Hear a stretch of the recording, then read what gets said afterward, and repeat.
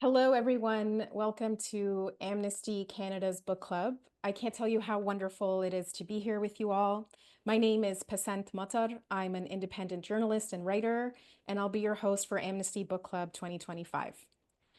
A big part of the reason why I'm here today is because I think, like I'm sure many of you do, that writers, words, narrative, and stories carry immense power. They can make us think differently, they can make us feel things, and crucially, they can make us act. And I can think of no better time than to be having some incredible conversations with some of the best storytellers, writers, documenters, and memorializers of this time. If you're new to Amnesty Book Club, welcome. Thank you for being here. We are a community that reads together, learns together, and acts together. We have an incredible guest here today, Omar El Akkad, who is kicking off Amnesty Book Club with a powerhouse book that we're all so eager to talk about. The Guardian called this book a cathartic savaging of Western hypocrisy over Gaza. They called it a passionate, poetic, and sickening, full of well-earned rage and frustration with those who need this morality to be spelled out. Tonight, I'm joining you from Toronto or Takaranto. It's the traditional and ancestral territory of many nations, including the Mississaugas of the Credit, the Haudenosaunee, the Anishinaabeg, the Wendat, and the Chippewa. Takaranto is home to many First Nations, Inuit, and Métis peoples, and so many of the themes in Omar's book about genocide, about resistance, about the land are deeply rooted and connected to Indigenous people's struggle and history. And I know Omar has a lot to say about land acknowledgements and kind of recognizing this ongoing struggle for Indigenous peoples as well in this time. Okay, now for the reason we're all here, I am so genuinely pleased and happy to introduce our guest of honor. Omar El Akkad is a critically acclaimed novelist and journalist. He was born in Cairo, Egypt, and grew up in Doha, Qatar, and eventually moved to Canada with his family. Before he turned to writing award-winning books, Omar was a reporter for the Globe and Mail for about a decade, and he earned a national newspaper award for his investigative reporting. His previous books, American War and What Strange Paradise, have received the Pacific Northwest Booksellers Association Award, the Oregon Book Award, the Kobo Emerging Writers Prize, and the Giller Prize. His newest book, the one we are all here to talk about today, One Day Everyone Will Have Always Been Against This, is his first work of nonfiction, and I have a really deep feeling that we are going to be talking about this book not just tonight, but for years and generations to come. So Omar, thank you so much for joining us as the first guest of Amnesty Book Club 2025. We are so grateful for your time, and we're so happy to see you. Thank you so much for having me. It's a pleasure to be here. It's a pleasure to be chatting with you again. It's been a while. It's nice to see you again. So first of all, I just want to get a pulse check on how you are. I know you are on a tour. You have been traveling the world talking about this book, and I can only imagine not just the physical toll, but the mental toll of having conversations about this book day in and day out. So, how are you, first of all, before we get into some of the deeper questions about this book? Um, I think how you are. Like honestly, I think a lot of us have been in the same place for a while now. Um, yeah, it was a long book tour. It was 2.5 months. It just kept on sort of extending out.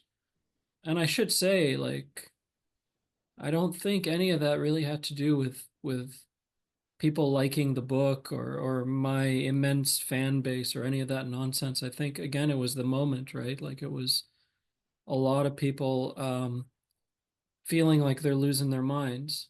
And honestly, the one tangible thing that this book has done so far since it's come out is create these tiny little spaces where people can be. I mean, you saw this in Toronto, right? Like my average crowd size is like 5 people, right? And we that was a 500 person theater that we sold out 2 nights in a row. Again, nothing to do with me, nothing to do with the quality of the book, everything to do with just the intensity of the moment and people needing a space to just not feel like they're losing their minds. And that's been the thing I've gotten, when we do the signings afterwards and you talk to hundreds of people, it's the thing I've gotten more than anything else. It's just people saying like, this is the first time I've been in a space where I haven't felt like I was losing my mind. I can't talk about this at work because I'll get fired. I can't talk about this with my friends because they'll stop being my friends, so on and so forth. And so it was intense, right? It was more love and more hatred than I've ever gotten for anything I've written in my life. Um, there were events where we had, security presence and the cops were outside and there were protesters. We got cease and desist letters. We got legal threats. I was checking into hotels under different names. Really bizarre stuff for like a book, you know. It's just not something maybe naively that I sort of associate with a book tour. So it's been intense, but also like I say that relative to my previous book tours or relative to what I know the experience of most writers to be, not relative to anything I've seen over the last year and a half. I mean, none of this stuff really matters. But that's my very roundabout way of saying I'm all right. Omar, I'm going to push back a little bit on your premise that this, all the people being here and showing up in droves and selling out audiences has nothing to do with you and more to do with the moment. But I think it is to do with you. It's to do with your moral clarity, your courage, and your words. And as I've been posting about this event, I kind of lost track of the amount of people who wrote to me to say, this book kept me sane. This book was my salve. This book made me feel less alone. And I think it's impossible to overstate just how impactful it has been for so many of us to be able to pick up this book and read in your words so eloquently, so clearly, the devastation and the confusion and anger that we've been feeling. So thank you so much for that. And I want to kind of pick up from the very beginning. I know you've been asked about this a lot, but I'm so curious to ask what, if you could remember what you had seen, what was in the news, what um, you remember about the day that you sent out the tweet, October 25th, 2023. It has now gone so viral. I'm sure it's far surpassed the 10 million views. But you tweeted, one day when it's safe, when there's no personal downside to calling a thing what it is, when it's too late to hold anyone accountable, everyone will have always been against this. Can you remember what happened that day that made you send out this really prescient, really relatable tweet? I mean, the short answer is no, I can't, and that's precisely it, right? Is that like if a single kid had gotten shot down the road from where I live, I'd remember the day that happened. Everyone around me would remember the day that happened. It would be news, there would be shock, there would be anger, and there would be grief, right? And I think one of the reasons that, and again, I even back then I didn't tweet that often. I'm not a social media guy. I ramble, and it's not the format for me. Um, and I've quit entirely since then. But and so I, it was the not it was the lack of specificity, I think, that was the element here, is that you're watching kids get blown to pieces every single day, and you know that if it was one individual act, that it would be treated with the seriousness and devastation that it represents. But you also know that what you're watching now has very quickly surpassed that, and that you're in a place where an entire group of human beings are now going to be talked about perpetually in the aggregate. Mm. Um, I mean, there are instances that I can tell you that have been life changing for me, and I don't know why this one and not another one, right? I don't know why the audio recording of Hind Rajab was made me a different human being, right? Not that long ago, a few days ago, right? The image of that kid split in half, right? And her sibling crying out from the rooftop. I know those moments, right? But I also Mhm. know that there is an entire industry of political and institutional power that is incapable of seeing these as individual human beings. It can't. It can't be the case. And so I was thinking about that when I wrote this, and I didn't think, I mean, I don't care if a tweet gets traction or not. It doesn't matter to me in the slightest. And I didn't think it was that sort of, revolutionary thing, a thing to say. I mean, every historical analog that I could think of followed that trajectory, right? When the slaughter is happening, those people are savages and they need to be wiped off the face of the earth. And then a very long time later, after we get what we want, then it's okay in hindsight to do this, to be aghast at it and to be a very, very apologetic on behalf of people who aren't around anymore. Um, but I didn't think I didn't think twice about it. It seemed to me, and still seems to me, a fairly uncontroversial thing to say. And again, I think that it got the traction it got because there was such a sort of self-evidently fraudulent narrative being imposed on people left, right, and center. And I think this is true of the book. And the book didn't come out of the tweet. I ended up repurposing a sentence from that tweet as a title. But I think again, it's the same thing with the book. It was very generous what you said, but I do think that there's an element of the absence into which this book drops. Hmm. You have people screaming and screaming, look at this, look at what is happening. But at institutional level, which is the level that major publishers work at and that the books are launched at and so on and so forth, there was such a vacuum. And I think if the book has done anything, it's gone a tiny way towards trying to fill that vacuum. Absolutely, Omar. I think your book has more than filled that vacuum. I think it's given so many of us words. And speaking of that, a lot of your book wrestles with the way that language has been used to protect and shield the powerful from accountability.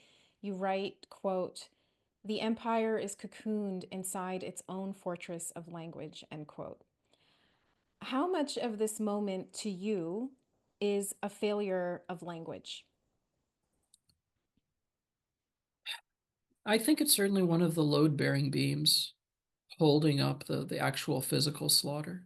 I think it would be much, much Mhm. more difficult to engage in this kind of sort of wanton wholesale destruction if you didn't have an armor of language to wrap around it. I don't think this is just true of what's happening in Gaza or anywhere else in Palestine. I think it's true across the board. And there's another point in the book where I talk about going to Gitmo, right? And touring the prison camps in Guantanamo Bay and how there are no prison camps in Guantanamo Bay because if you use the word prison or prisoner, you're told there are no prisoners here, there are only detainees, right? Um, and this is not, again, like when I talk about this stuff, it's not like the Israeli military has some kind of monopoly on this kind of usage where, it's administrative detention, so it doesn't actually count. Every center of power in history has found a way to wrap this sort of, cocoon of language around a horrific thing to make it seem palatable. And it works. Historically, it works. And it works to such a degree that you can engage in outright absurdity and get away with it, right? The whole like destroying the village in order to save it, or that sort of thing. Um, so it wasn't. To me, it seems vital to the entire enterprise. You need this sort of stuff because otherwise, you just have to call a thing what it is, and as soon as you do, you can no longer um, pretend to be something more virtuous than what you actually are. Absolutely. Um, if you're just joining us, I'm hosting award-winning writer Omar El Akkad for a conversation on his newest book, One Day Everyone Will Have Always Been Against This. A reminder that I have my own questions for Omar, and we could be here all night with just my questions, but please submit your own. Use the Q&A function. You can access that through the bottom right corner of your Zoom screen. And we are keen to get your questions and to have Omar speak to them. I also wanted to tell you that we are going to be giving away 5 signed copies of Omar's book at the very end. So please stay for your chance to get a signed copy of Omar's book. And Omar, I'm telling you now that you are going to be the one who's going to choose these 5 lucky people. So please stay with us till the end. Omar, tell me on this conversation about narrative and words and to be able to call a thing a thing. Tell me about your decision to employ language yourself, to write this book, to, put this linguistic malpractice, as you call it, in the crosshairs and to name it.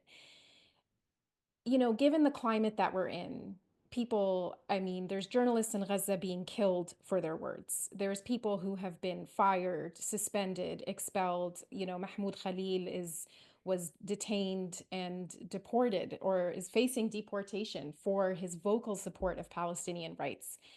In that climate, I'm wondering if there was any part of you that hesitated, that had kind of fear about coming out so boldly in this vacuum that you name. Was there any kind of hesitation or fear on your end for that? Yeah, absolutely. And there continues to be as many days you wake up and think like life would have been a lot more straightforward had I skipped this. Um, there's a couple of things at play here, I think. Um, the first is that you have to sort of compare this to this is my daughter, by the way. She can you can say hi. Hello, it's nice to meet you. We're doing this while parenting solo, so there's going to be a whole bunch of Incredible. hiccups. There's going to be at least one pause where I go get a pizza from outside. So you're going to have to fill that space at some point. Listen, we're Well, just hanging out. We're just hanging out. It's a Sunday night. Your kids are here. The pizza's coming. My screen is exploding with hearts. I think your daughter is very popular. We're so glad to see her. I mean, And she's yes. I tried to convince her to do this instead of me, and she said no, said she wouldn't. very effective, very Um, effective. she was not on board with that, but she will hang out with us for a little bit until her friend shows up for a play date, and then Oh, that's you will nice. not see her for the rest of the night. Hi, Habibti. Um, there are um, I know for a fact it would have been easier not to do any of this. It certainly would have been a much smarter career move, I think. Um, and when I say, when I was writing this, that it was going to be the last book I ever published, that's not, wasn't hyperbole on my part. I'm still pretty certain that this is probably the last one. But there's two things at play. The first is that this is the absolute least I can do and still continue to call myself a writer. Um, if the thing you are thinking about every single day and the thing you are struggling with every single day and the thing that appears to be not only the defining atrocity but the defining moment of your life is something that you are unable to write about for reasons that are artificial, um, and for reasons that are related more to career aspirations than they are to the craft, that's fine. Everybody makes that decision for themselves, but I I don't know that I could call myself a writer on the other side of that. I may be a content creator. I may have find another term to describe myself, but the term as I think of it would no longer apply to me. Um, so that's one part of it. And the other part of it is that you're waking up every day and you have to contextualize the so-called risk that you're taking by writing this in the constellation of what people around you who are so much braver than you are actually doing. There's nothing that I've done like, oh no, I had to check into a hotel under a different name. There's kids at these colleges who are being brutalized by the same systems that are supposed to protect them and who have put at risk their entire future, right? Half my age, kids half my age, doing this. And that's to say nothing of people within the context of Gaza and Palestine who are working under conditions that me here in the privileged part of the world, no matter how much I try to understand, could not possibly fathom in any real sense. And so you have to put this stuff in perspective, right?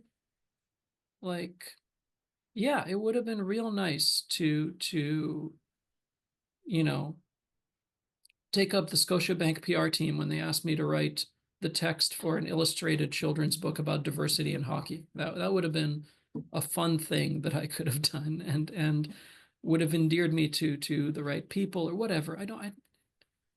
A lot of the stuff I used to care about, I don't anymore. Grab the phone, we'll find out. And so it's easier to think of these things once I step out the little bubble that I live in, the little precious bubble in which like me potentially upsetting a future publishing partner is the worst thing that could ever happen to anyone. I don't Yeah. know that you could live through the last year and a half in anything other than complete obliviousness and not learn to think very, very differently about what the worst possible thing that could happen is. I want to acknowledge some of the people who are listening in. We have Isa Kwambo Dagona joining from Nigeria. Jules is joining us from Mexico. And we have a question here from Deborah in Newfoundland, who's asking, if it's not too personal for you, Omar, how does this book impact your family? And she says, and I think we all share the same view, it was great to see your daughter. And I'm wondering if you want to take a stab at that. Yeah, while she's at the door, getting her ready for a play date. Um, You're doing great. You're doing great. yeah, yeah. Award-winning author and father. Don't tell child services about anything you saw here today. I'm usually a more attentive parent than this, I promise. Um, yeah, yeah. I mean, you there were things we did after the first book came out. A few years ago, I wrote this novel called American War. And, like people talk to me about writing about Israel Palestine. I say, well, I wrote a book about Israel and Palestine. It was called American War, and it came out in 2017, and nobody read it in those terms at all. But there was an expectation on my part that maybe this book would prove controversial or something like that. And so there were conversations we had and precautions we took. And of course, American War came out and 10 people read it and it was fine. None of this stuff sort of, played out in any real sense. Um, there is, I think, a deep uncertainty that runs through our sort of day-to-day lives right now because when you see things like folks getting snatched off the street, and you and I come from a country where that happens pretty regularly, and I think there is an understanding, and please correct me if you disagree, but like in my mind, back in the old country, the purpose wasn't that one guy picked up off the street. The purpose was the message that that act then sent, because there's no government on earth that can imprison a majority of its citizens, right? And you can't do that. You just physically can't. But if you can send those shockwaves out and you can frighten people into self-censorship and to keeping their heads down and to not being troublesome, um, that does the work. The uncertainty does the work. And so there's a Mhm. deep uncertainty now. I mean, maybe nothing happens. I don't know.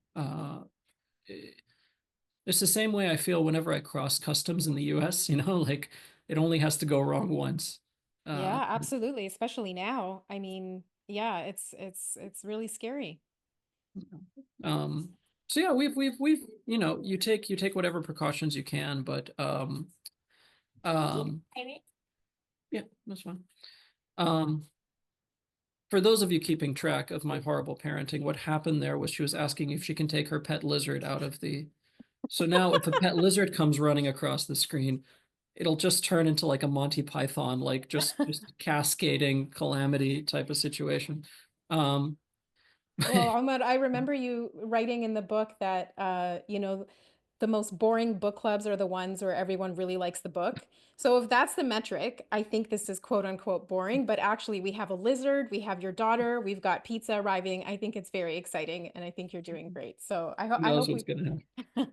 Um, Ahmad, let me ask you a little bit about the old country, this part of the world that you and I both come from. And I want to get into the mind of young Omar, who grew up in Egypt, who saw your father be detained. It's why you flee the country after he's stopped and questioned, and you feel like it's not safe for you. You and your family end up moving to Qatar, where suddenly your Nirvana CDs are subject to a government censor who blocks them all out. I remember that from my years living in Saudi as well. And you're at school writing thank you letters to American soldiers who are fighting in the Gulf War. And I'm wondering to young Omar, how did you see the so-called Middle East vis-a-vis the West? What was your understanding at the time of the difference between these two places? Omar is just talking to his daughter, who is our another special guest Oh today. no, So it's yes, it's not just my daughter. It's not just my daughter at this point. It's now it's my daughter and her friend. So now there's wonderful. and a lizard. And a lizard. The the thing that you need the West to be, I think, when you grow up in a place like that, is the negative space of where you are. And so like how the hell things worked in the US or Canada was not as important to me as the idea in my head that I could go there and the Nirvana CD wouldn't be censored, right? Um, like I don't know what your upbringing was like compared to mine, but I remember a lot of the sort of elder Arabs in my orbit, a particular subject matter would come up and there would be like this imposition of like the walls have ears, right? Like just keep it down, let's move. And how ingrained that was. um and to me it was always just the most infuriating thing. And I don't think it came from some kind of like natural gift I had for rebellion or anything like that. I think it's what children do, right? Like you want agency, you want desperately for agency of any kind when you're young. And so to be in this situation where someone can't give you a good reason why you shouldn't talk about something, but they're very adamant that you don't, that becomes very ingrained early on. And because there was this other side of the planet onto which I could superimpose anything at all, I superimposed the opposite of that, right? And it still gets me into trouble to this day, right? Like, I mean, this book is like the personal crescendo of that, right? Of I think one of the things that you learn real quick, especially in a place like Egypt, is that the safest thing you can do in the short term is also the most ruinous thing you can do in the long term, which is to shut the hell up, to keep your head down, to let it all blow over, because it doesn't blow over, it just gets worse, right? You seed that space and then you keep doing that over and over again. And then you wake up one day and what's normal is silence. What's normal is the complete absence of freedom. Um, and so my infatuation with the West was predicated entirely on the idea that it was the opposite of that. Mhm. And honestly, up until very, very recently, even a sliver of that reality was good enough for me. That's all I needed, right? Um, and I think this book, uh, I reached a point at which my ability to overlook anything else that might be going on in this society, any other rot in the core of it, any was incredibly, incredibly high. My tolerance for that was incredibly high. And the last year and a half broke it. Mhm. That's the distinction for me, I think. Yeah. How much so much of your book takes aim at those who in this moment would rather look away, not say anything. And once upon a time as a teenager in Qatar, you too looked away from an incident where something terrible was happening to the so-called underclass there. Can you tell me about that moment and how you see it today? Yeah, in the book, it's one time. It was actually countless times over the 11 years I spent in. So the way it works in a place like Qatar, where 90% of the population is from somewhere else, is that there's a very well-established hierarchy, and it's very much nationalistic and ethnic and racial in nature. Um, at the very top are the locals, the white Westerners.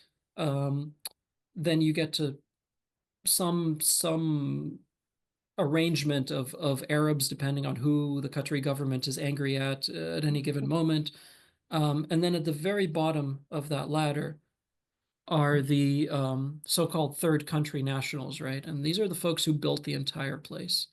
They're responsible for building the skyscrapers and cleaning the villas and all of it, right? None of modern Qatar, none of modern Saudi Arabia, none of modern Kuwait, none of these places would exist in the form that they do were it not for these folks who show up um, with the idea that they're going to be paid more here than they would back home. So they come from places like India, Nepal, Pakistan, the Philippines, Bangladesh, and they show up and very quickly realize that they have absolutely no rights. Um, whether they get paid or not paid is in accordance with the whims of whoever's employing them, and there's no repercussions, there's no consequences, there's no recourse of any kind. And it's fully understood that what these people are here to do is the job, and then to be invisible in every other context. And so we were driving down the road one time, my buddy and I, my buddy Donnie, who had just gotten his license, and there was a slight fender bender on the side of the road. A guy had hit a Mercedes. The Mercedes very clearly belonged to a local. The guy who'd hit it, I think, was from Pakistan or India. I'm not sure. But the two men get out, and the country guy is just furious. He's furious. He takes off his slipper. He starts beating this guy. And people are driving by and slowing down and honking their horns and hooting and hollering because there's a spectacle happening. And they're kind of cheering it on. Um, and I think the more I think back to it, because to me it was just like, this is a thing that happens. Of course it happens. Somebody up here just had their day inconvenienced by somebody down here. Like, of course there's going to be, hell to pay. But I think back to it a lot because the way I tend to think about any society now, including the ones I live in, is in those terms now. Like whose non-existence is necessary for this machine to work. Because, now I live in the West Coast, and when I go to the grocery store, I know how those vegetables got there, right? I know who picked them, and I know under what conditions they did. And I know that a big part of me continuing to exist in the middle of this machine is dependent on my obliviousness to all of that, and my ability to normalize it. Just as when I lived in Qatar, all of the fancy villa we lived in and all the rest of it, I knew who built those things. Um, and so the way I think about any society now, whether I live in it or not, always factors in those two questions. Whose non-existence is all of this predicated on? And what is the level of anger, of wrath, when that non-existence is violated, when somebody makes their existence known? And it's become the way I think about every society now.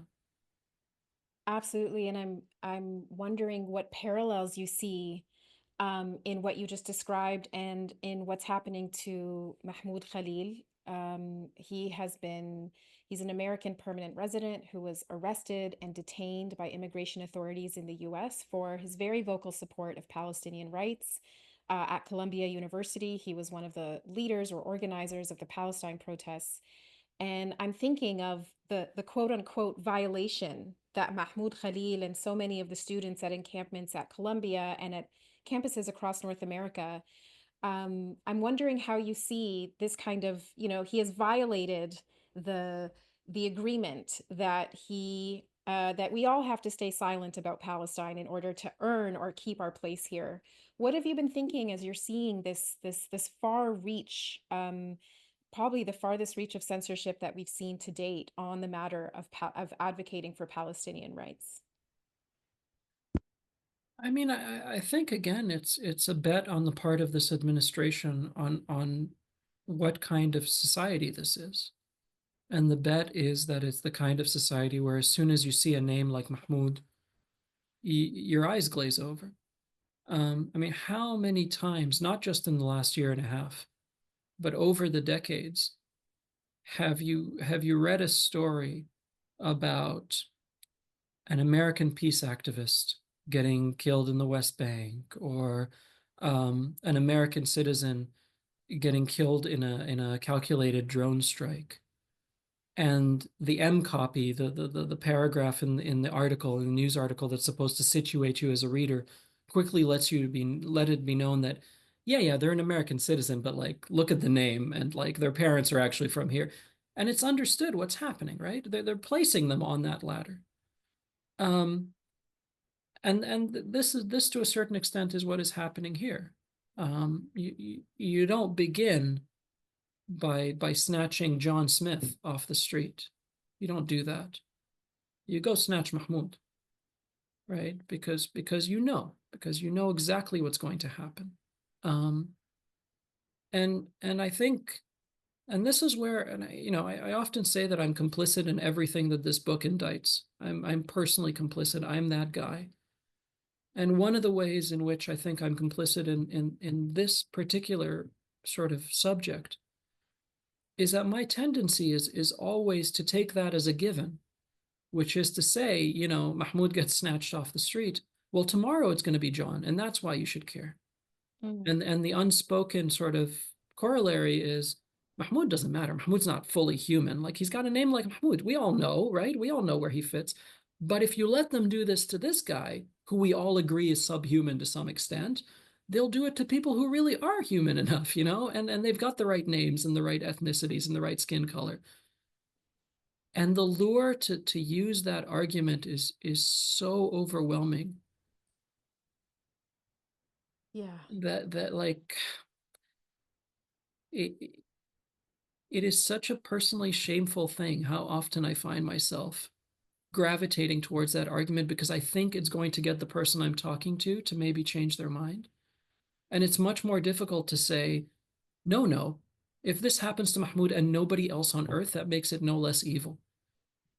And the thing I am actually perpetuating and reinforcing by trying to make this argument to you is uglier than the thing I am trying to correct in what I feel Hmm. is your flawed point of view.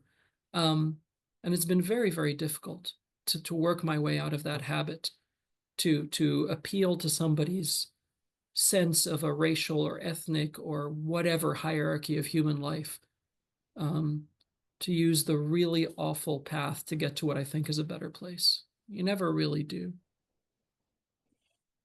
Uh, Ahmad, I'm thinking, as you're talking about this, I'm thinking about the Palestinian. I'm hesitating as I say this. I want to describe her as a Palestinian American journalist, Shireen Abu Akleh, who was killed by an Israeli sniper while reporting for Al Jazeera. She was reporting from the occupied refugee camp of Jenin. And I've read and heard from family and friends who actually don't want her to be referred to as an American because to refer to her as an American kind of is it's kind of rooted in what you're talking about, that no, this is an American citizen.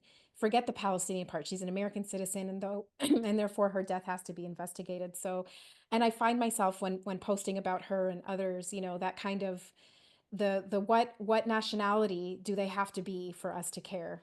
Um, I have a question here from Valerie, and again, I know this might be a little bit personal for you, but she's wondering if you have plans to stay in the US. Are you thinking about moving elsewhere? With the disclaimer, of course, that I know that might be maybe hard to talk about to an audience like this. No, no, I don't care, and people can ask me whatever the hell they want. You know, in late last year, I was teaching in Qatar. Um, the older I get, the worse my back gets, and the less likely I am to travel long distance. I don't like it. But Qatar, I make an exception because I grew up there, and I always want to go see my high school friends and the house I grew up in and stuff. And so anytime I get a free ride out there, I'll say yes. I was teaching at the Georgetown campus, and the weird thing about it is that I left at 16. I'm now in my mid 40s, and for the entirety of that period, um, if you had told me what would it take to have you move back to a place like Qatar, I would have been like, there's nothing. There's nothing you can Mm. offer. I know that the everybody gets paid a ton more because it's an oil-rich country, and I know I know what the lifestyle is like there. Um, it's if you're above that level of third country labor, if you're in the middle class on up, it is the easiest life in the world, so long as you can turn off your conscience to what is happening to those folks beneath you on the ladder. And I know all of that, and there is nothing you could tell me that would bring me back. Um, and this is the first time in my life where if it wasn't for the roots that we've built here, where my wife is from, the only place my kids have known since they were born, if it was just me, I probably would. And that's not really because my feelings about Qatar have changed. It's not like I've suddenly had this revelation about, it's not that at all. Um, and I think one of the difficulties of talking about stuff like this is everyone knows that you don't just pack up and move, like it's not a thing you can do overnight. although many people are forced into it in other parts of the world, and I get that. But what I mean by this is that, like, I don't I don't know where the hell I fit anymore, right? As I go back to Egypt, and like if you and I started speaking Arabic right now, you'd know I was Egyptian immediately because the accent is still with me, and the Egyptian accent is not subtle in any respect. But my vocabulary is that of a 5-year-old because that's when I left Egypt and started going to American and British schools. And so immediately everyone there would know that there was something off, and I would feel Mm. unrooted in a certain way. I can go back to Qatar where I grew up and where I feel comfortable in my own skin in a very weird way, but I'm not Qatari and I never will be. Um, I can go back to Canada. Canada doesn't start for me until I was 16. And so there's a kind of rootedness that I'll never have there. The US is a place where I wake up every day and realize that I don't understand it at all, you know?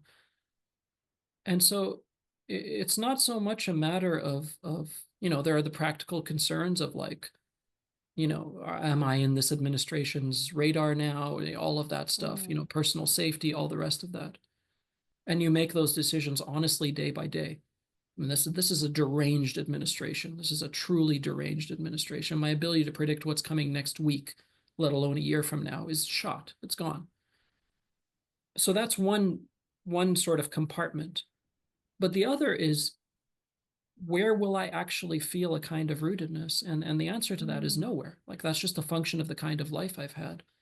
And what has changed most sort of significantly in terms of the workings of my day-to-day life over the last year and a half is that previously I could say that I had a rootedness in the culture here or in some kind of societal orientation. Um, and now I can't say that anymore. And I don't know Mm. who the hell I am on the other side of that. So this is my very roundabout way of trying to answer that question by saying, yes, we've thought about it. Um, but where you take those thoughts on the way to action is littered with a bunch of not only pragmatic but also conceptual and very abstract concerns that and questions that I don't have answers for. Yeah, absolutely. And I have a question here from Ahmed in St. John, New Brunswick, who asks, many people are afraid to speak about this important issue. They're afraid to lose their job or being kicked off social media platforms. He says, I have been living in Canada for 20 years and my kids were born here. How might we navigate this challenge of overcoming the fear? What advice do you have, Omar? I mean, I think my first piece of advice would be to do exactly what Ahmed just did, which is just acknowledge it. Um, you know, I think it's, at least in my lifetime, it's always been the case that there's been some fear around this issue. Um, but one of the differentiating factors that I've seen over the last year and a half is at least now there's a willingness to acknowledge that that fear exists. Whereas Mm. previously the fear was so suffocating that you wouldn't even acknowledge it in the first place. Um, which is infuriating, right? Not just on this subject matter, on any subject matter.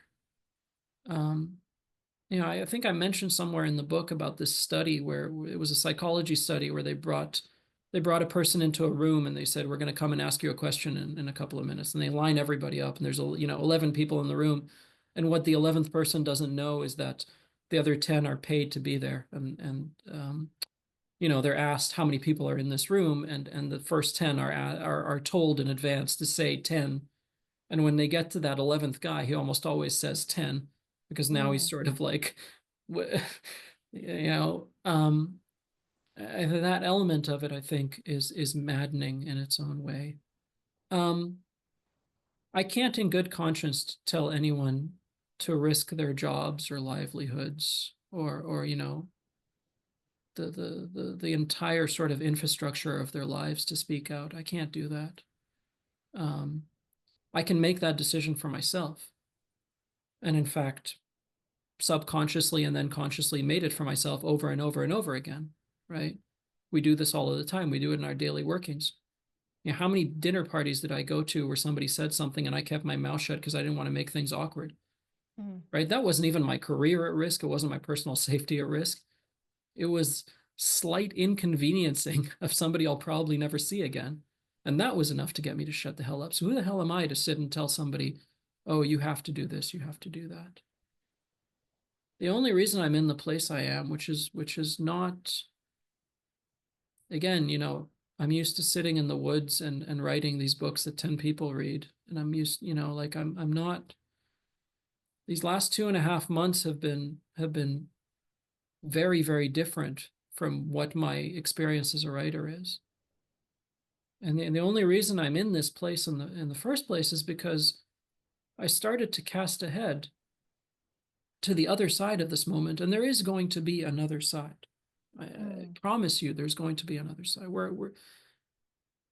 When we get there, I don't want to not be able to look myself in the mirror. You can read this book and you can think it's complete garbage. You can hate every word of it. You can despise me for writing it, whatever. But I think you'd have a hard time coming to the conclusion that I don't believe the things I put in this book.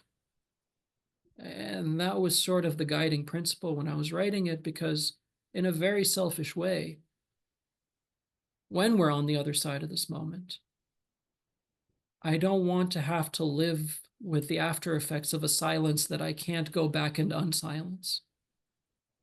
And so I only bring this up in terms of this is how I came to the conclusion that I did. And I should say that, like, I think of everything in this book as being relatively tame, in the grand scheme of things. The amount of anger that I've seen while traveling on the road, the amount of just rage that this is allowed to happen, makes everything in this book look quaint. So it's not like I'm out there at the front lines of this, right? There's people who every day get up and do things far more brave than anything that went into the writing of this book. Um, but these decisions, I think each person has to make for themselves. The only thing I would caution is, I would say two things. First, acknowledge that the fear exists.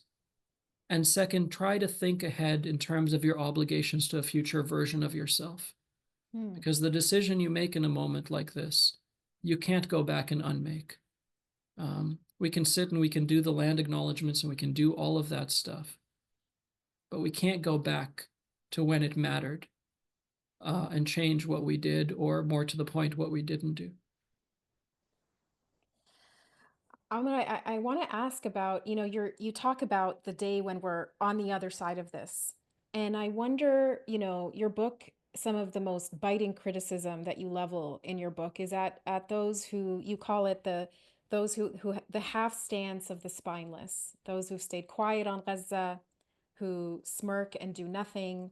And your book suggests, and you're saying that one day there will be another side to this, that people will say that they too were against this, the way they were against apartheid in South Africa, against Hitler in Nazi Germany, against the Vietnam War. And given, the earlier question we got from Ahmed about our inability to even name this fear. And as a journalist, I worked at the CBC for 10 years. It's very familiar to me. And I genuinely want to know if you think that the events of this genocide unfolding in Gaza are ever going to be seen with as much clarity as the Vietnam War, as apartheid in South Africa. Do you think we'll ever get there, or do you think this will forever be kind of um, held under the umbrella of, it's complicated? What do you think? Yeah. I'm uncertain about most things, and I think the defining sort of aftertaste of this book is one of deep uncertainty. And yet, this is one of the few things that I am pretty certain about. Um, that we are absolutely going to reach that level of clarity. Um, the only problem is I don't think it's going to be in my lifetime. I don't think it's going to be on the kind of time frame um, that would allow us to make any changes while the awful thing is happening. I'm thinking of much longer time frames. I'm thinking of the statement that the US government put out a few years back apologizing for the indigenous genocide. I mean, I'm thinking of those kinds of time frames. Um, and so when I say this, it's not a sort of preemptively celebratory thing that one day everyone will have always been against. It's not, in fact, quite the opposite is true. It's a crushing feeling to be certain that this is coming, and to know that countless human beings are going to be slaughtered on the way to it. Um, but I think that there is no doubt in my mind that not just in this situation, but in every situation, liberation is the outcome.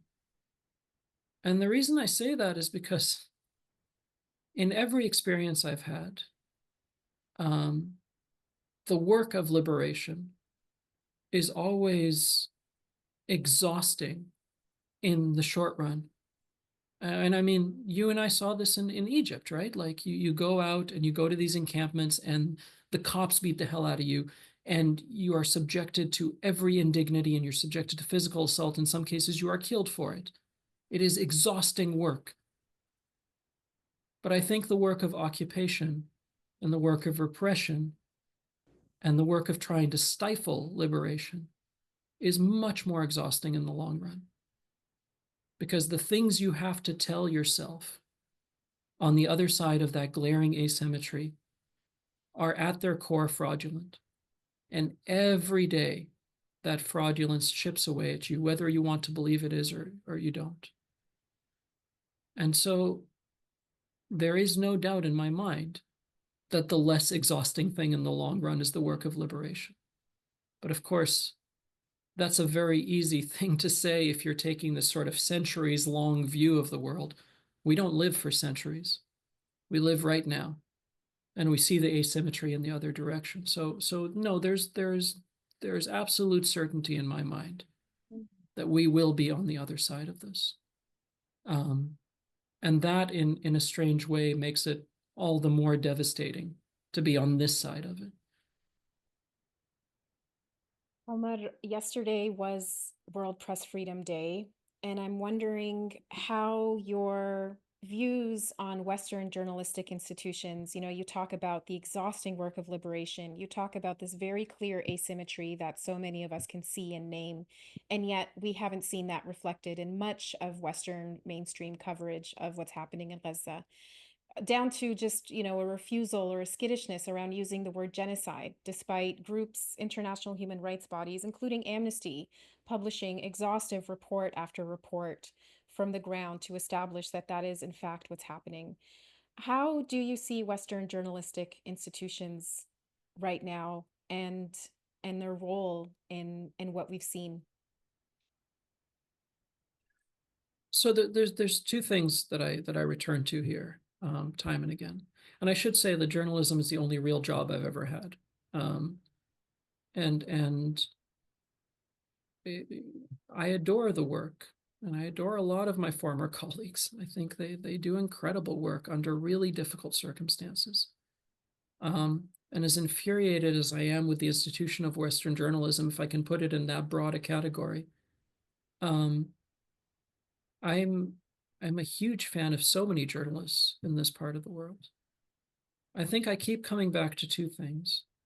The first is the chasm between the story as it would be reported under no external pressure and under real world pressure. And when I say external pressure, I mean things like advertising, advertisers threatening to pull their ads because they're angry with the coverage, or a company not allowing you access to their CEO anymore because they're upset about an article, um, or the editor in chief not liking how much you're pushing in a certain direction and your career gets sidetracked.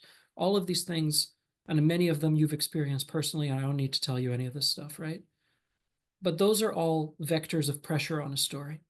Mm-hmm. And I would recommend, I would suggest, for not just on issues of although they are most glaring by a wide margin on issues related to Palestine, but in every situation, that every reporter, every journalist ask themselves, what is the chasm between the story as I would write it under all of these external pressures and the Mm-hmm. story as I would write it in a vacuum if I didn't have to worry about any of these pressures? And what can I do to close that gap? Because that gap to me is the definition of journalistic malpractice. The reason that it's so easy, and I think, justified to be upset at Western media institutions right now is because on this particular issue, that gap is so glaring and so obvious, that it's impossible to ignore. But the second thing I'll say about all of this is I make a distinction between the institution and the people who do the work. Um, I can't tell you how many times, I mean, this book came out in late February. And over that time period since I've been on the road, the number of journalists who have come up to me from some of the biggest media organizations on earth who are furious. They're furious at the kind of environment they have to work with, at the kind of institutional environment they have to work within.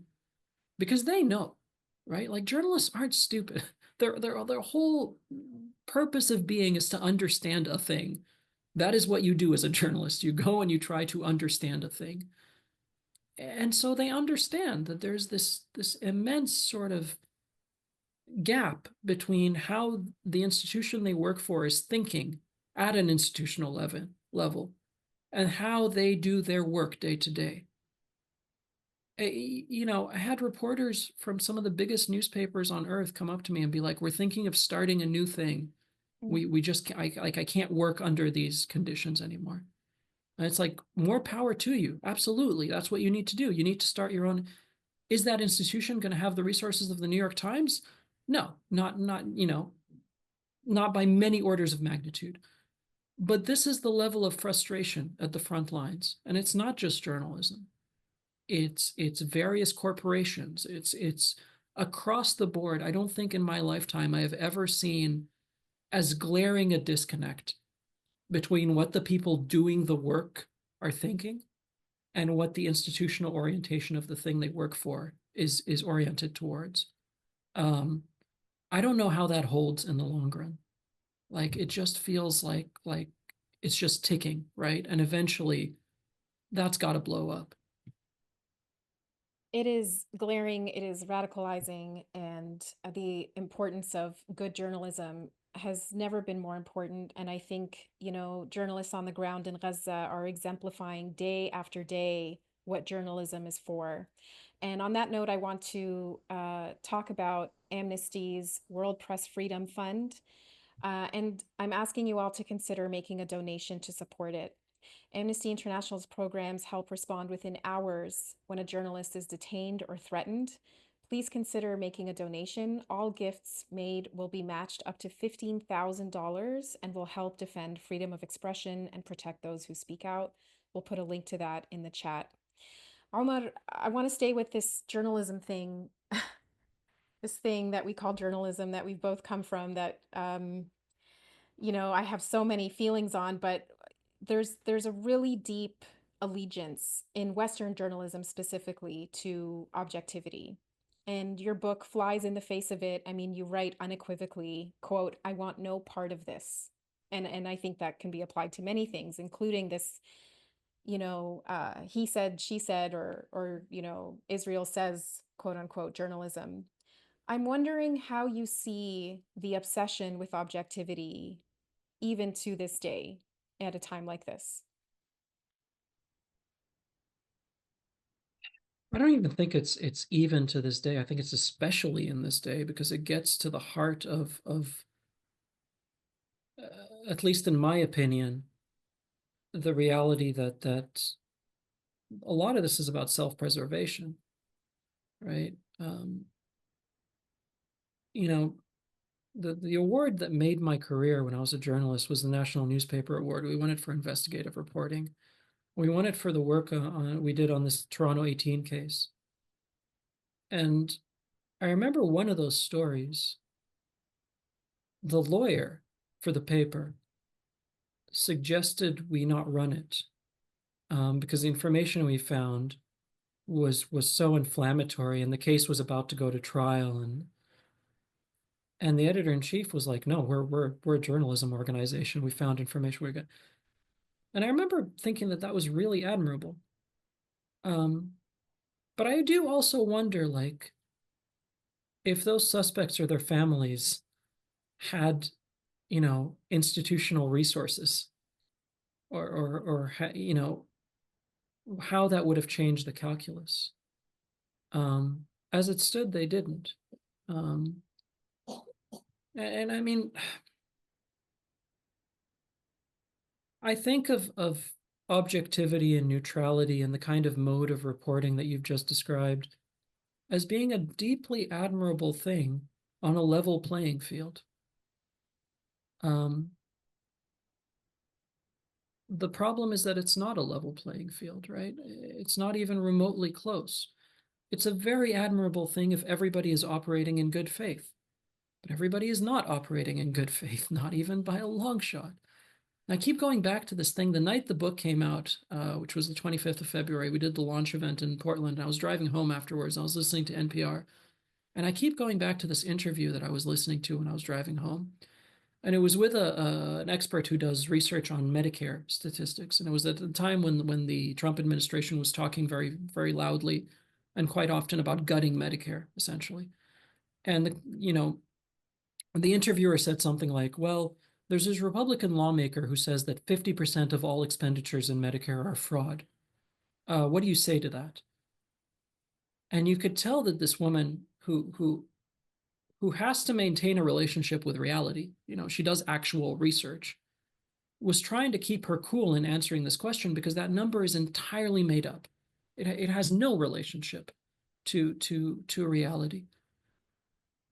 And so she said something like, look, our research suggests nothing like that. When we do research on Medicare, it is often the case that we get the numbers back and they show something like 5% billing errors or numerical errors. And what was really interesting is what the interviewer said next. She said something like, well, you say 5%, this Republican lawmaker says 50%. Is there not a middle ground there? And I thought, like, this is the model, right? This is the absurd situation we end up at, following a model that, again, if everybody was behaving in good faith, and if we were on a level playing field, would work perfectly, right? I have nothing against objectivity or neutrality in the abstract. The problem is, I think a lot of people and a lot of institutions have figured out how to abuse this model in a way that renders it worse than useless, that renders it actively malicious. Because now you end up in a place where, well, surely we must settle at about, I don't know, 39 to 42% waste, right? That seems about fair, given it's ludicrous. And I think, journalism as a model is is is facing something existential here, because now it's not just one random Republican lawmaker or another Republican lawmaker claiming that wildfires are caused by Jewish space lasers. You're going to find an expert to tell you, well, I think they might not be. And there, I've presented both sides. We're good to go. It's not just one-offs anymore, right? It's the administration running the most powerful country in history. And it is this wave of right-wing antagonists who now know that they can drag journalism as far to the extreme as they like simply by abusing this model. Unless we as an institution, and I still consider myself a journalist, are able to come up with a better way of calling out bullshit for what it is, we are in a serious amount of trouble, because no amount of self-preservation and not getting the angry email from the Republican lawmaker's office is worth what we're doing to the institution of journalism. We are destroying it from the inside out, trying to adhere to a mode of reporting that fails miserably in the face of plain bad faith. Ahmed, we're coming up on just past an hour, and I'm going to wrap up soon. We've got a couple of questions from our audience that are more hopeful and forward-looking. But first, I mean, you speak about the maddening nature of the way objectivity is used, and I can't think of a clearer example of how we have failed to tell even the objective truth than in talking about the children who have been killed in Gaza. I mean, this is a place that UNICEF has called a graveyard for children. And one of the most devastating acronyms that has come out from this time, and you mention it in your book, is WCNSF, Wounded Child, No Surviving Family. I'm wondering just about the cognitive dissonance you would have been going through writing this book, parenting your children, watching Israel's obliteration of children and babies. Um, Tell me about, just as a father, what it was like to contend with this and wrestle it into this book in real time.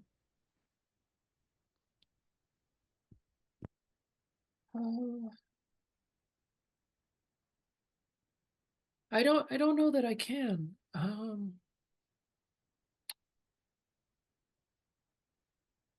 Like this is the thing, right? We're sitting here, we're doing this, and maybe it'll cause some change. I don't know.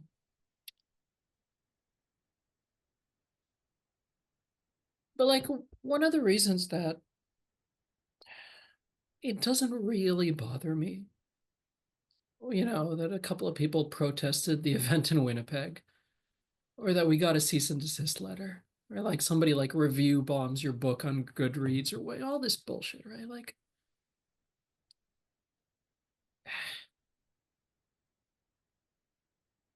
you're asking me about my kids, like those are my kids, right? Like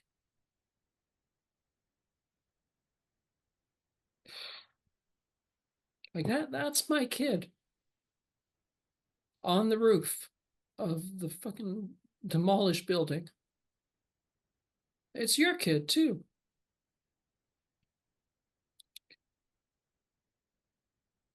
And like I think of the capacity to set that aside, to be able to say, like, not only is that somebody else's kid, that's nobody's kid. That's not a kid at all. The like basic human compassion and just capacity to be on this earth as a functioning thing with something resembling a soul, to be able to set all of that aside because the kid's on the wrong team, right? The kid is from a subhuman class. So, the terrorists, the savages. Like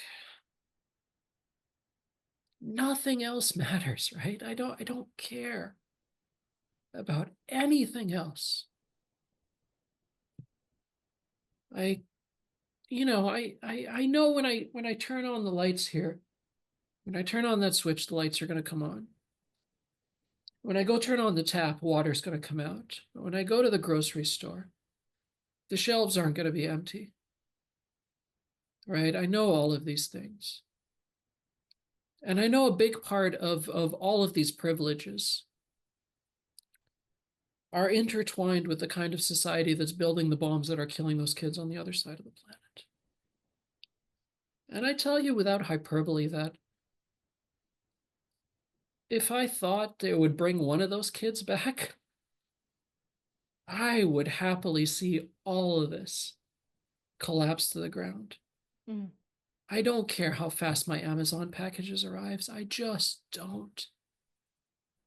And so, there's a previous version of me that is just as cowardly. I'm not any more or less of a coward than I was before. That is just as cowardly.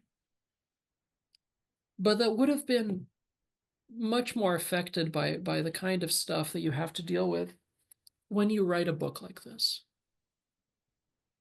And that's gone. It just doesn't matter because there's nothing you can tell me. There is nothing you can say about me to my face or behind my back, and God knows both of those things have happened in huge numbers. There is nothing. You can call me a terrorism supporter, you can call me whatever the hell you want. I don't care. Because on the other side of that equation is the wholesale slaughter of children, and I'm just I'm not gonna be complicit in that. I'm just not. Um, you know, it's not a particularly satisfactory answer, I don't think. But I mean, it's it's just more clear cut to me than any moral question I've ever faced in my life. And in a way, it induces a kind of clarity that makes a lot of this more manageable because A, you understand how petty the things you're dealing with are, and B, I'm not going to be frightened into some other narrative, right? Like, oh no, you mm, canceled my speaking engagement with the private school teachers Federation of Ontario keynote. Like, I don't care. It doesn't matter, right? Um, the and I think this goes back to this what I was saying earlier about this idea of like if you're engaged in the work of liberation, or if you're engaged in the work of trying to stand up to whatever system or way of thinking would would support or look away from the murder of these children. You might be engaged in the most exhausting work on earth in the short term, but in the long run, I guarantee you the damage that looking away from that does to your soul is more existentially exhausting than anything, anything on the other side of that equation.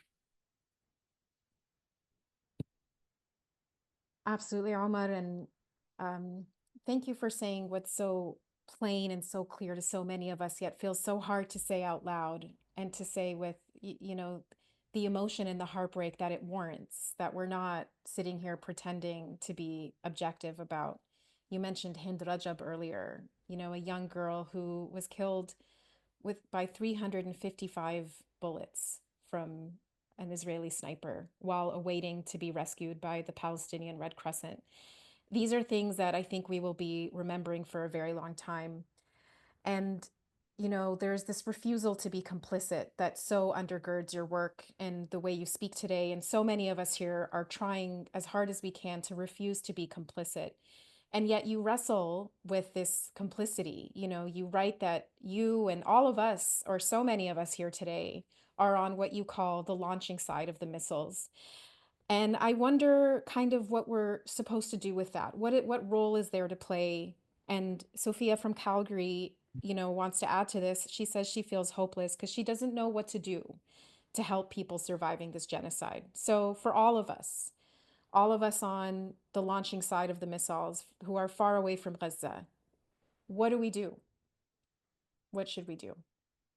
Yeah, I think I'll preface by saying that like I think the feeling of hopelessness is intertwined with being human, right? Like you see this every day, and you're told overwhelmingly by the institutions that are supposed to represent you that you're a bad person if you are opposed to this, right? That is a very hopeless making state of affairs. So I think it's worth acknowledging that, right?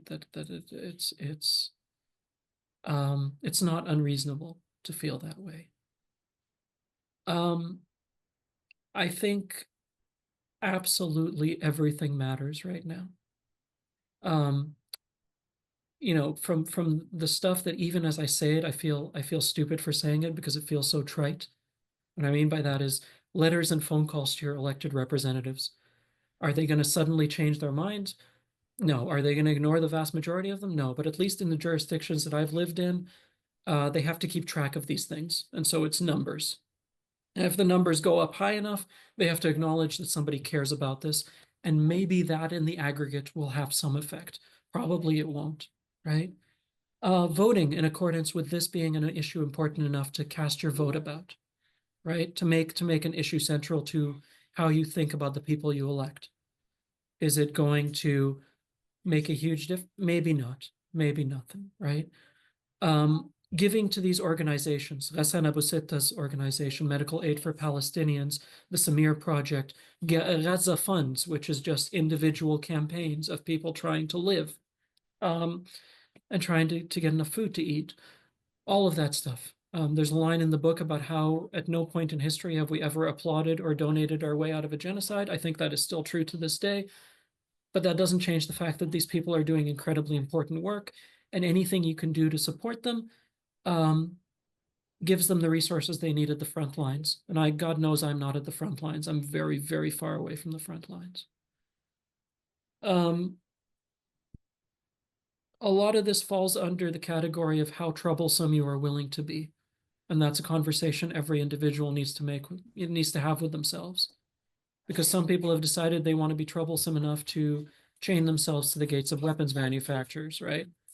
Um, whereas some people have decided they don't want to be so troublesome as to, like I did, um, uh, um, you just gotta pull it back. Yeah, pull it back. There you go. They're going to play outside. Um, whereas some people, like myself, as I have done on numerous occasions, have decided they don't even want to be troublesome enough to upset a dinner party, Mm. right? You have to have that conversation with yourself. How troublesome are you willing to be about this? Because there's a difference, right? Each one of us has different purchasing power when we decide to be troublesome.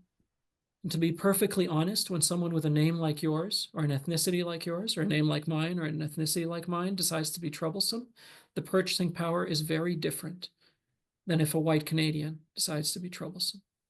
That is indicative of a deeply unfair world, and it doesn't make me proud to say it, but everyone knows it to be true.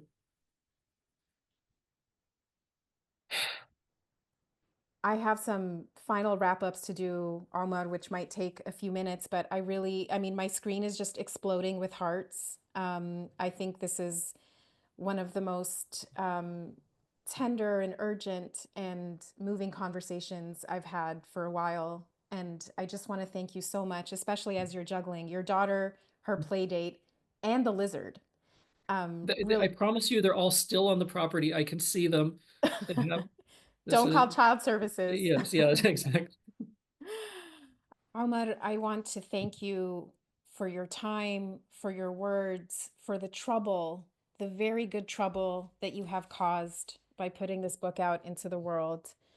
I think so many of us are hanging on by a thread, quite frankly, feigning normalcy. And thank you for piercing that sense of normalcy with this incredible work.